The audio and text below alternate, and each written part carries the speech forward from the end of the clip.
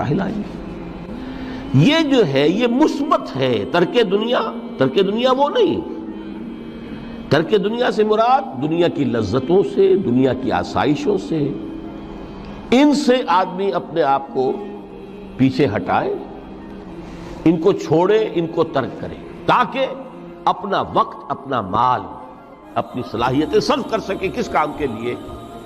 اب اس کے لیے دیکھیے آیت نمبر 25 ہے یہ سورہ حدید کی۔ لقد ارسلنا رسلنا بالبینات، ہم نے اپنے رسولوں کو بھیجا واضح چیزوں کے ساتھ۔ بینہ وہ شے جو از خود ظاہر ہو۔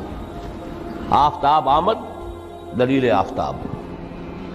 جب سورج طلوع ہو گیا وہ خود اپنے وجود پر دلیل ہے، اس کے لیے کسی اور اضافی دلیل کی ضرورت نہیں کہ سورج موجود ہے، وہ تو ہے، سب کو نظر آ رہا ہے۔ تو بینات سے مراد معجزے بھی ہیں، اور وہ تعلیم جو ہے بنیادی دین کی کہ جو فطرت انسانی کی جانی پہچانی ہوئی شے ہے،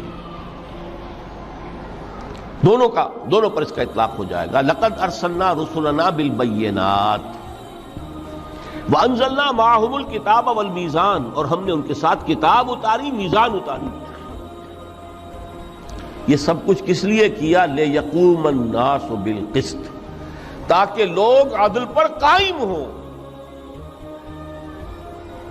یہ ہے سول آبجیکٹو۔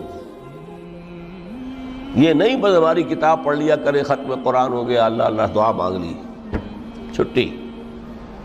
قائم کرو اس کو، وہ میزان عدل نصب کرو، ہر ایک کو وہی تل کر ملے جو اس کا حق ہے، اور ہر ایک سے وہ لیا جائے کہ جو اس کے ذمہ واجب ہے۔ اگر یہ نہیں تو بابا پھر سب کہانیاں ہیں، شریعت اور دین اور نماز اور روزہ اور حج، کوئی حیثیت نہیں۔ اچھی طرح سن لیجئے میری بات۔ قرآن مجید میں کہلوایا گیا حضور سے، قل یا اہل الکتاب لستم علی شیء حتی تقیموا التوراۃ والانجیل وما انزل الیکم من ربکم۔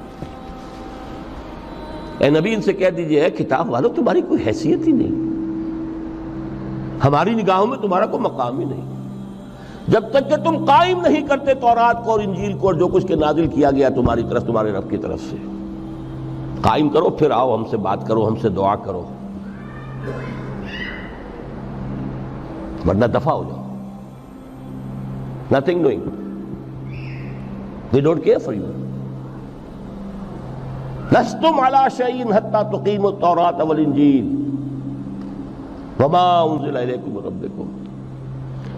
اب قانون خداوندی تو بدلتا نہیں ہے، نہ فرام پرسن ٹو پرسن، نہ فرام نیشن ٹو نیشن، نہ فرام امہ ٹو امہ، اٹل ہے۔ وَلَن تَجِدَ لِسُنَّتِ اللَّهِ تَبْدِيلًا وَلَن تَجِدَ لِسُنَّتِ اللَّهِ تَحْوِيلًا۔ سنت اللہ تو ایک ہے۔